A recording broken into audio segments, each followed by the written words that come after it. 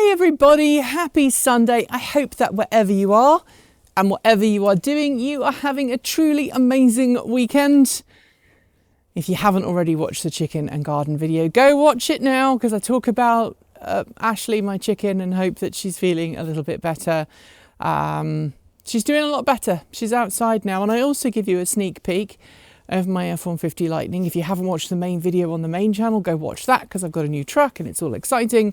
My hand is not broken, but possibly still damaged, which is why I am in this. Anyway, that was the roundup of basically all of the videos from the channel this week.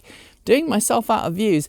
But today I want to talk to you about telematics, and do you worry about the security of the telematic systems in your cars? Now, I know a lot of people buy a car with an integrated telematic system and they go, that's kind of neat, but I don't want to share my data with the man. I don't want to share my data with the company that I purchased the car from. No, thank you. No way, no how. I can deal without preconditioning. I can deal without knowing where my car is at all times of the day or night. I can deal with not being able to remote start the car or stop the charging session when I want to. I'll just have a boring, very simple EV, and I'm not going to use a lot of the in-car smarts. Other people are like, yeah, give me all the data, give me all the connectivity. I want to integrate it with my home integration system or my home automation system even. Hello, I have both home integration and home automation, but I want to do all the things. I want my car to be all singing, all dancing, for me to know where it is at all hours of the day or night and how full the battery is, period. Well, all of that connectivity comes with risk. Whenever you expose something to the internet, whether it is a car or a house or a computer or a mobile phone, you do open up possibilities for attack vectors, ways that people will get in and access your data. Sometimes that can be through a backdoor in the code. Sometimes that can be through an exploit. Sometimes that can be unintentional access. So something on the server for the car company that made your car is not quite right and it gives unauthorized access to other people. We've seen that happen before as well, where people have been able to query a service. I think it was CarWings had an exploit like that very early on, where you could find out where someone else's car was by knowing their VIN. Stuff like that. Obviously that's all been changed since. But last week, we heard a story about an insurance company putting someone's premiums up because they had inadvertently clicked the please sign up and allow my smart driver data to be shared.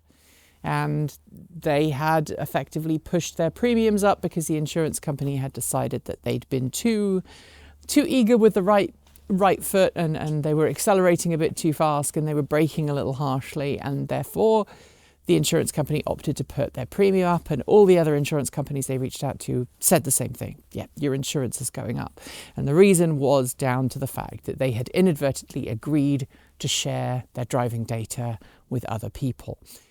And I'm curious as to if this is something that you are fearful of. Are you fearful of telematics and the backdoor access that it might give nefarious ne'er-do-wells to your vehicle? Are you worried that information from your vehicle, such as how you charge, when you charge, how fast you drive, where you drive, all of that is ultimately being used either with your permission or without your permission to influence how much you pay for insurance? I know Tesla has a big thing with its insurance program. It has a whole thing when it comes to full self-driving. If you want to have full self-driving, you have to have a safety score from Tesla before they'll let you activate it. At least that used to be the case. I think it still is. Please correct me in the down below if I'm wildly off. I'm normally wildly off with everything. So please let me know in the down below if I've screwed up, and I will make sure that that gets added to a future video. But yeah, I'd love to know, are you someone who worries that automakers have too much access to your car, that they know too much about where your car is and what it's doing and what the impacts could be in the future? Could we see a future where law enforcement uses your car's telematics to determine how fast you were driving, where you were driving, who you were with at any one time? Obviously, your cell phone already tracks a lot of that data. So if you have a cell phone, or you have something like a smartwatch, like an Apple Watch, that data is already there and is already available for law enforcement agencies to use if they have suspicion that you were doing something you shouldn't have been. But is your car now a new vector for that, a new way that people can find information out about you that you would rather they didn't? Does it make you worry? What would you like to see change in order to protect your data moving forwards? Lawmakers are always changing the rules when it comes to personal information and what you can and cannot share.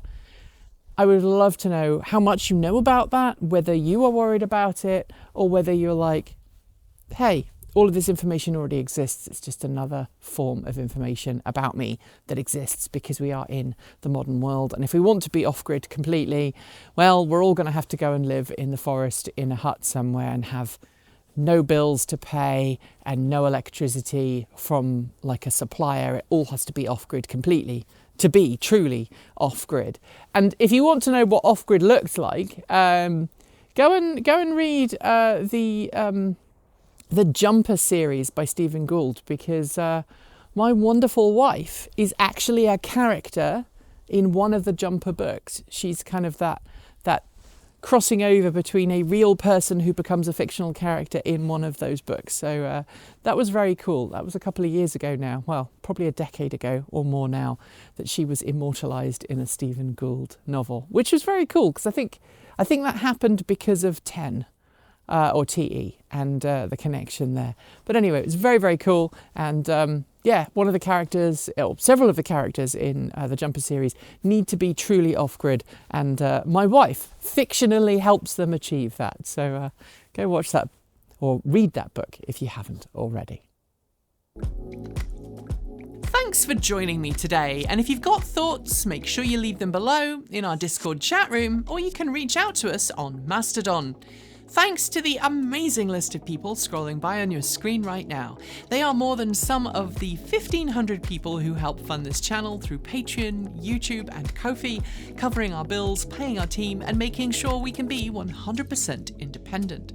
If you'd like to join them and see your name listed here, just follow the links below. There are a range of different tiers you can sign up for, from as little as $1 a month, or if you pay yearly, just over $10 a year. A huge welcome to our newest supporters: Ken F22, Tom Stovall, Sean Harper, Jeffrey Anderson, Welly Yee, James Fearnley, Rebecca Fussell, SRS 5694, Jack Rupel, BMW K1, Larry Ronning, Sean K, MD, Did Great, Mike Kainka, Mario Murillo, Dave Nelson, Abraham Palmer, Ed Beeler, and Peter Nelson.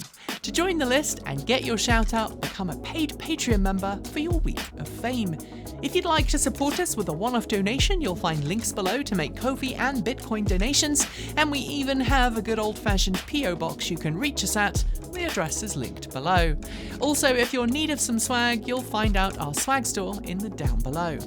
This month, we are celebrating Wrangling EV FUD with an awesome new design by our in-house artist and animator, Erin. Get yours today by heading to our Redbubble store. We've got some great content coming up, so make sure you're subscribed on PeerTube or YouTube, and we'll see you soon. We make new videos every Monday, Wednesday, Friday, Saturday, and Sunday. If you want more, the mighty algorithm thinks you'll like this video, but we also think that this one is well worth a look. See you soon, and as always, keep evolving!